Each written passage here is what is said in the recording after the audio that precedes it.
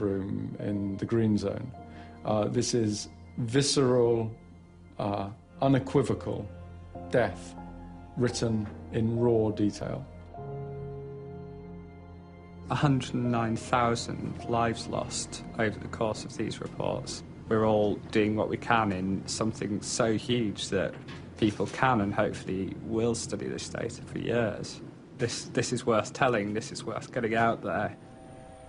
The lack of respect for human life runs like a common thread through the material. These images are of a helicopter crew who have just received orders to bomb a building where 3 enemy soldiers are thought to be hiding. If you'd like, Crazy Horse 1A, you could put up missile on that building. A passerby suddenly turns up. But the crew don't wait. Target hit.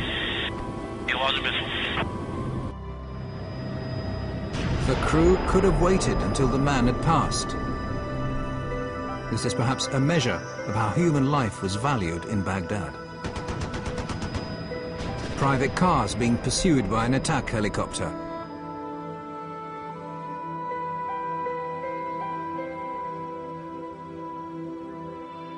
The driver gets out of the car and holds his arms up in a gesture of surrender.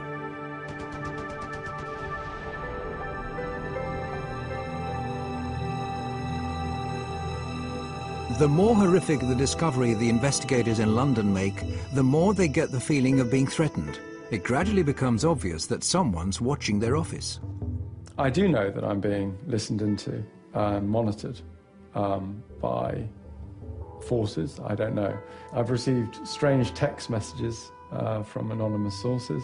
I've received death threats, and they're not very nice, clearly. And particularly the one that talked about my children. I just think that was a bit unnecessary. There's op-eds in the Washington Post saying that our personnel should be kidnapped from Europe. Our sources, one alleged source, executed. Similar statements by right-wing members of the US Congress. In Washington, the influential public figure Christian Whiten is agitating for the indictment of WikiLeaks members, saying they should be treated as terrorists. There also has to be a clear punishment for people who engage in what I would consider a form of espionage, a form of political warfare. It's not an act of journalism or transparency, but an act of political war against us. The US ups its efforts to stop WikiLeaks. The payment service provider's money brokers closed down WikiLeaks' account. American hackers suspected of having links to WikiLeaks are detained, questioned, and have their computers confiscated. At the end of the day, things involving the web, I think you find, are less mysterious and new than may meet the eye at first.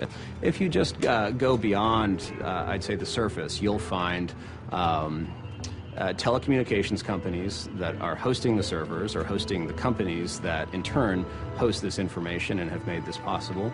You'll find banks that provide banking services to these people. You'll find landlords who provide rent to the individuals involved. So to that extent, I'm pretty sure you can peel back the onion and find exactly what this organization is, where it conducts its activities, and which jurisdiction it's subject to most directly.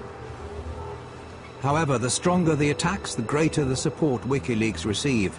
Julian Assange has been without a fixed address for several years, but wherever he lands, activists are on hand to offer him a place to sleep and their services free of charge. People love the idea of an out-of-control investigative journalist who's trying to take on governments. The story of some quasi-romantic, fleet of foot, Scarlet Pimpernel character in the form of Julian Assange darting in the cyber shadows. It's very appealing. I am very pleased to be amongst so many people I can respect. I don't think I have ever been... Assange is an ideal media figure. He's been portrayed as the Lone Ranger of the information age. Who to? Arnie. You are the only one which is sounding like a pure angel. Me? Yes. A pure angel? Yeah, it's just the hair. Praise and prizes have been poured over WikiLeaks. Time magazine has included Assange on a shortlist for the world's most influential man. You should remember Solzhenitsyn's words that in the right moment, one word of truth outweighs the world.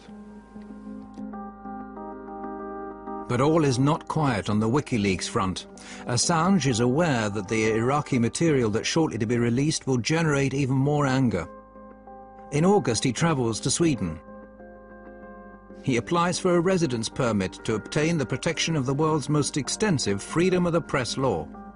Kväll, ja, efter dagar av spekulationer så kan Rapport nu avslöja att Piratpartiet tar över ansvaret för säkerhet och drift av sajten WikiLeaks dataservrar. Does this mean that WikiLeaks is becoming even more Swedish? I hope so. To start with, everything goes well. Julian Assange is welcomed with open arms. He's invited to major political and trade union venues. And there are calls that he should be awarded the Nobel Peace Prize. Julian Assange gör en blixtvisit i Stockholm. Och när svenska medier får höra om besöket börjar telefonerna gå varma. Ingen vill missa mannen bakom sidan som gjort fler avslöjanden under sin 3-åriga livstid än vad många nyhetsredaktioner tillsammans lyckats med under årtionden. A couple of days later, the picture changes dramatically.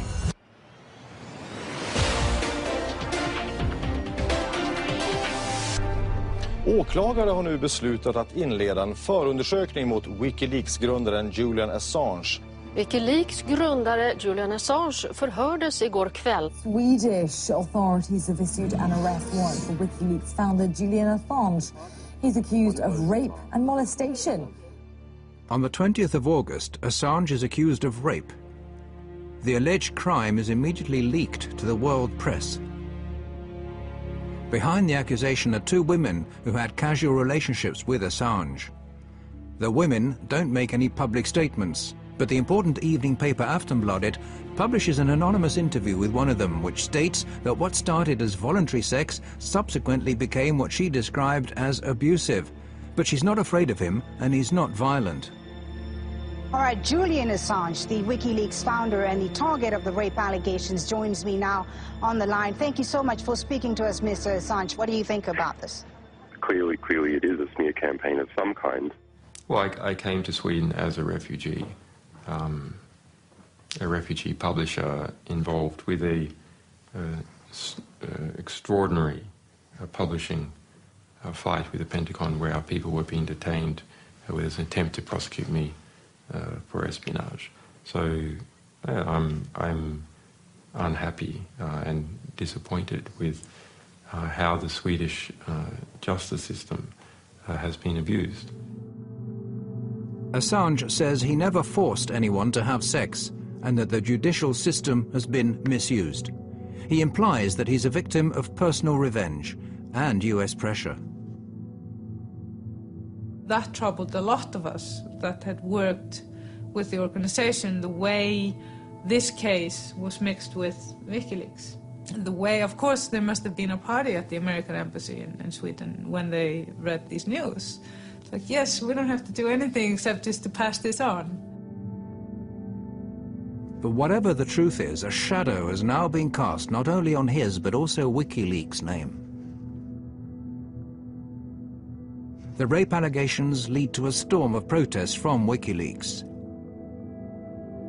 WikiLeaks has become the sensation because the 2 last big scoops, and the only scoops that have been actually played into the hands of the mainstream media, are sort of WikiLeaks versus the US or Julian Assange versus the Pentagon. This is not what WikiLeaks is about. It is a site that focuses on all sorts of leaks from all over the world. It has weakened the organization. That is my perception. Too much focused on one person, and one person is always much weaker than an organization. The difference of opinion began when Assange decided to put all of WikiLeaks' resources into the giant American disclosures. And it's now grown into a serious source of discontent regarding how the organization should be run. I think the wisest thing to do would have been to do this slowly, step by step, to grow the project,